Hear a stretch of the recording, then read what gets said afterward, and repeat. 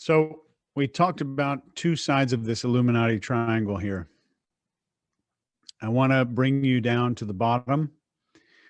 So I want you just to understand the anatomy of this thing. The far left is our personal behavior.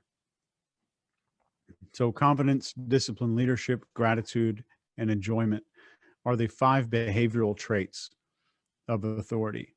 The five effects of authority or tripwires that we have are movement, appearance, confidence, connection, and intent. And finally, on the bottom, we talked about leakage. What I'm doing off camera makes a huge difference when I am on camera. Huge. So I want you just to think about a time that you went out to a fancy party. You put on a nice suit, you got everything ready to go, and you looked really nice, and you're looking at yourself in the mirror before you leave for the evening, and your bathroom counter is just covered in crap. And you go to the party, and there's a part of your brain somehow dedicated to memorizing and reminding you that you are not who you are portraying in this situation. We cannot escape it. So the moment that we are portraying confidence or discipline and living a different way off camera, it comes out in our nonverbal communication, and other people instinctively feel it. They can feel the difference. So who we are off camera is this bottom part of the triangle. It's obviously applies when we're on camera as well, and when I say on or off camera, I just mean we're in front of people or we're not in front of people. I'm private at home and I'm out at work. So this bottom level is environment, time, appearance, social, and financial, and they occur in this exact order. If I'm going to teach you how to brainwash another human being or use mind control skills or the hypnosis techniques that I teach, environment is number one. So if you are trying to brainwash yourself, which I'm trying to convince you to do, environment shifting is the first thing that you should do. The moment there's a new environment, it's novelty. The brain says, this is important. I need to pay attention. So what's the best way to change a dog's behavior? What does Cesar Millan say? Give me your dog. I'll take it to my ranch. The new environment is big. So if I'm changing my own behavior, environment's first. So if I want to make some big behavioral changes, I need to do things to signal to my brain that there's a different situation starting to happen. That triggers open the pathways in here that says, I need to make new changes. Okay, the brain says, oh, Chase wants to make some changes. Things are different here. Environment always has to be first. So whether you reorganize furniture and move pictures around on the wall and hang them in places you're not used to seeing them, or you go buy a new condo or a new house somewhere, the environment shift is critical. But the way we take care of our environment is also important. Whether or not you make your bed, whether or not that French fry that's underneath the driver's seat of your car from 6 weeks ago is still there, or it's something we clean up. Whether or not I clean up after myself, I do things the right way for my future self, going back to discipline. The environment, us being able to take care of our environment, shows up when we're in front of people. It shows up in conversation. You have to change your environment to start changing your habits. But environment is two-pronged. I'm going to use it to change my own behavior, and I'm going to manage it in how I communicate with others. The next one is time. If I gave you 10 minutes in a crowded airport, if we're back in LAX again together, and I said, look around, I want you to find somebody who manages their time really well. You could do it.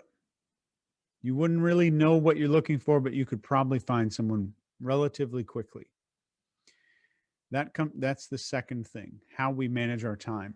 And when we're specifically talking about time, we're talking about controlling, investing, and prioritizing the time. And most people spend time like they spend money. It's basically the same. If we waste money, then we'll probably waste time. If we devalue money, then we devalue time. So get into a schedule, and a schedule is not a prison.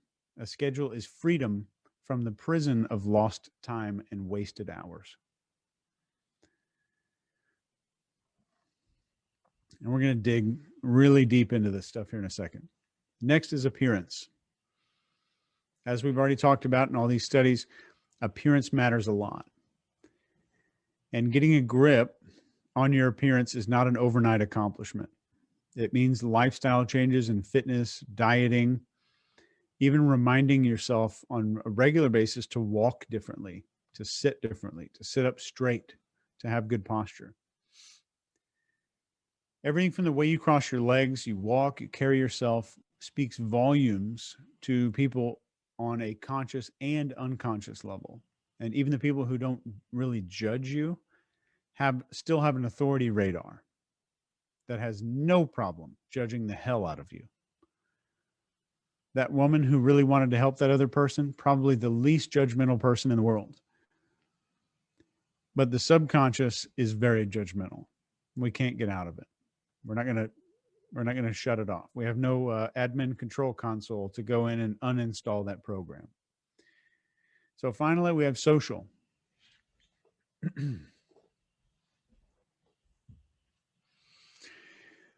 in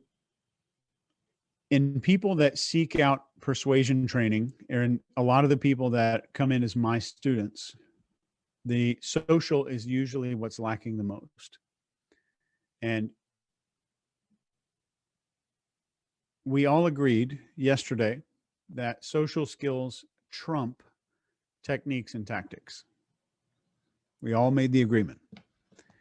Social skills are what separate the super successful influencers from the ones not getting any results at all.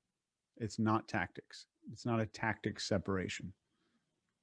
So small talk, conversation, storytelling, accepting criticism, keeping in touch with friends, empathy, concern for other people, eye contact, speaking, language usage, behavior, all of those things are very important. Those are our social skills.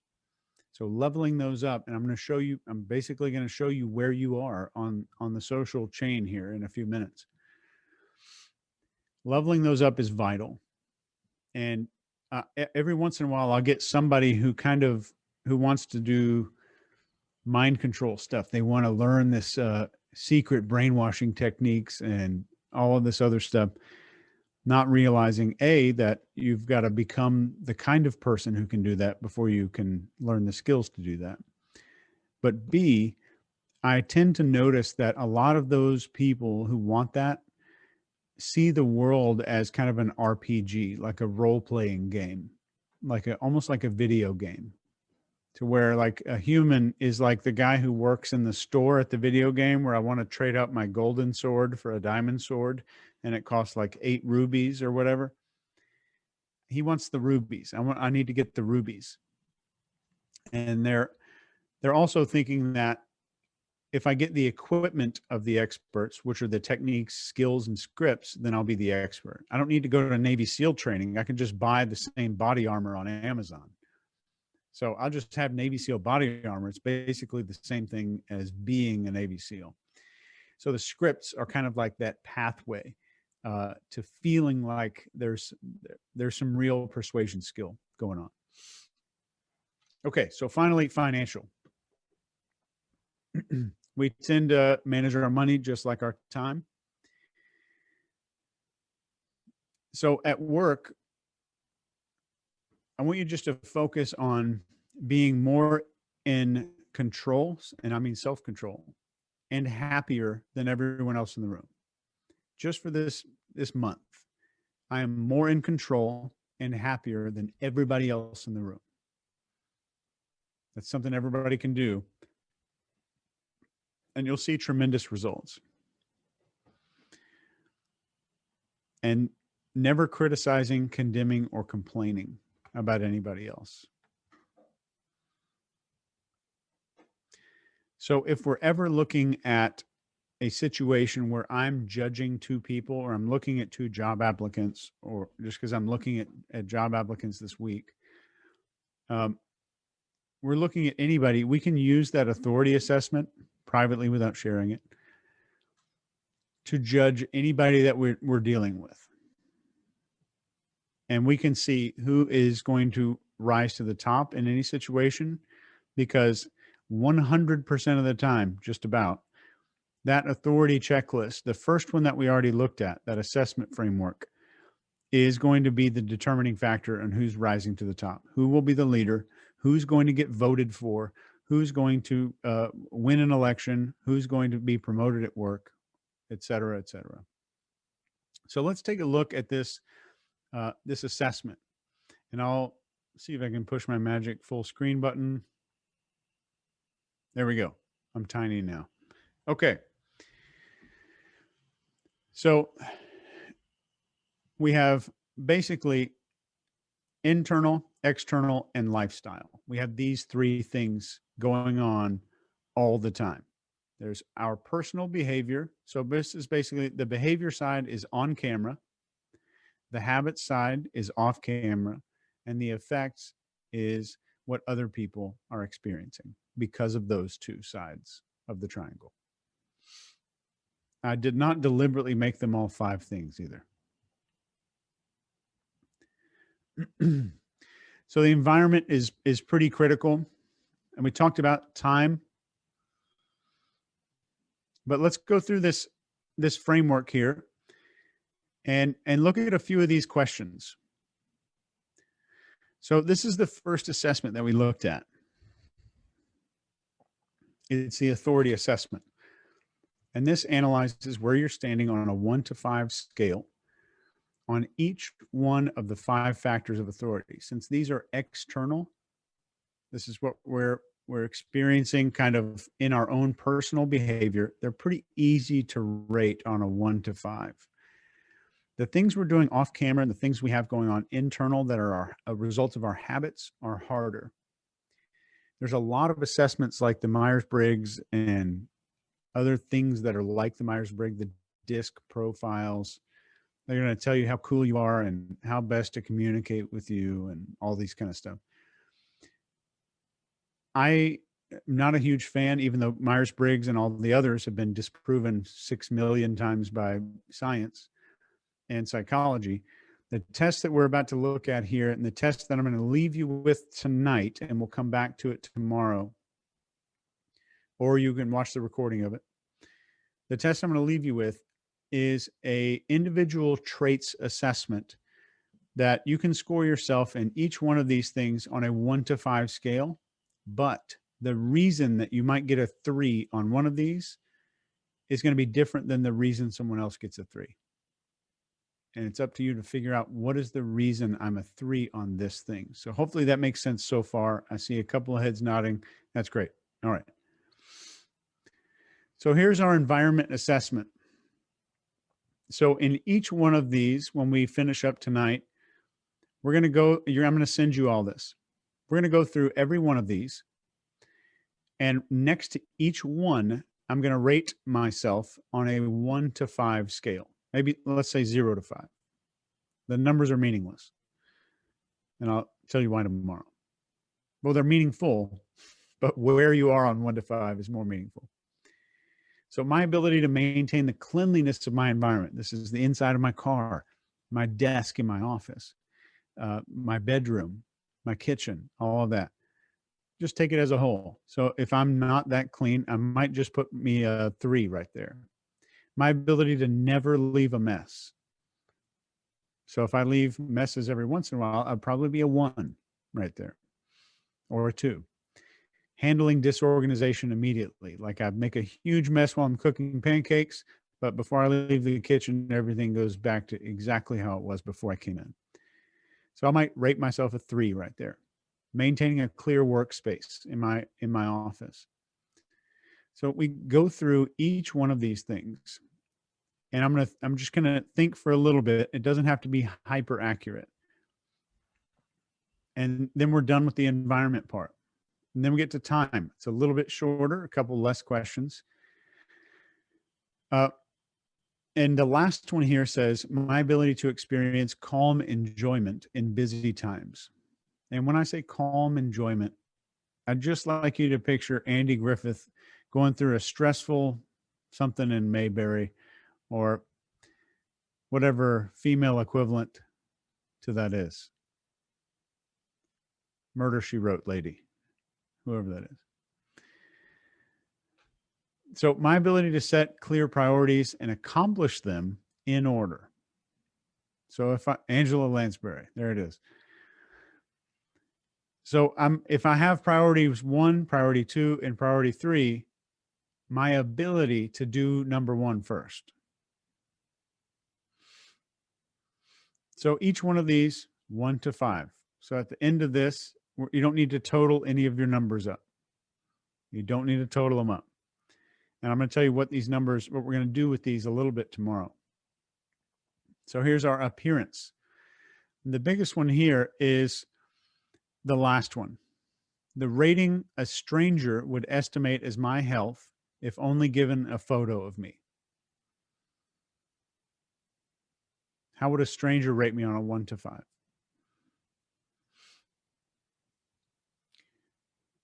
And our social has a little bit more. Since we said social is our biggest hurdle to overcome, there's some more things in here.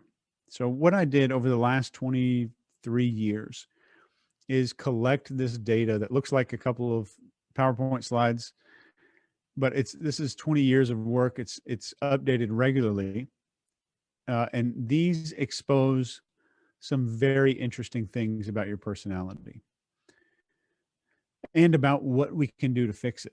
So this is where we're talking about, I need to know my tires are flat so I don't start driving my car.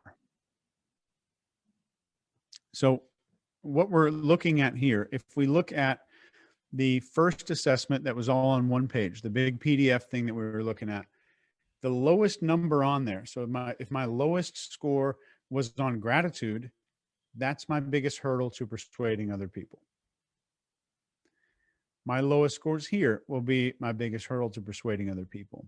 So I can work on getting those up to a presentable level first, and then level up my strengths. Then build my strengths.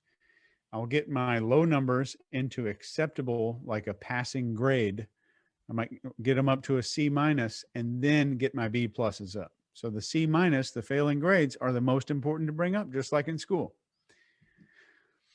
Somehow the business world ignored that. So finally, we have financial. We have our credit score, impulse purchases, and then number 2 there goes a little bit into discipline, focusing my spending on future happiness and future enjoyment. Will I enjoy this slap chop in 3 weeks after I purchase it? So it's focused on future enjoyment.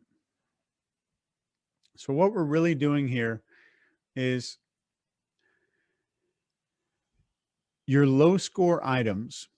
So anything, like if I rated myself a 5 on everything and I had a couple of 4s, those 4s, you're probably full of crap, but those 4s are going to be your low numbers. If I rated myself a whole bunch of 5s and 4s and I've got a couple of 3s, those 3s will be my low numbers. So regardless of the numbers, what did we score the lowest on? And with each one of those, and with everything else, of course, like let's just take one of these, for example, my ability to pay bills on time or early. So some people might have one personality trait that keeps them from doing that. Somebody else may have a whole nother thing going on in their life. I'm either lacking money, I might be a procrastinator, I might have a lot of hatred, and I might have really low gratitude towards the water company because they locked me out a couple months ago because I didn't pay the bill. There's all kinds of stuff that could be going on. So your job is to go through low numbers and figure out, look at the authority assessment and figure out, where am I really lacking? Like, what is my personal behavior trait that is causing this to be a 3? What is my belief system or my beliefs about this situation that's causing it to be X? So there's one on social assessment where it says my ability to tell the neighbor to turn the volume down at a party without a conflict. So somebody might just be an asshole. Another person answering that might just have some social anxiety. Like, I don't want to go over there because I'm afraid I'm going to get in trouble. My confidence is a little bit low. So our goal tonight is to go through here, and this is probably going to be an emotional experience for you. You're doing 2 of these assessments tonight. We're doing an authority assessment and this financial assessment. And this habits assessment tonight. And so all of our dark spots will be illuminated, but you'll also have the 5s. You'll have the high scores on there. It's a strengths finder, but it's also an everything else finder. So this is not, I'm not giving you a flashlight to shine on your strengths. I'm giving you a light switch to light up the whole room, because we need to look at everything. So tonight, I'm sending this to you. If you like, let me know what you're thinking as you're going through here. I can't respond to a whole bunch of questions. I would love to read it. Just shoot me an email or shoot me a text. My number is 833-658-5872. 833-658-5872.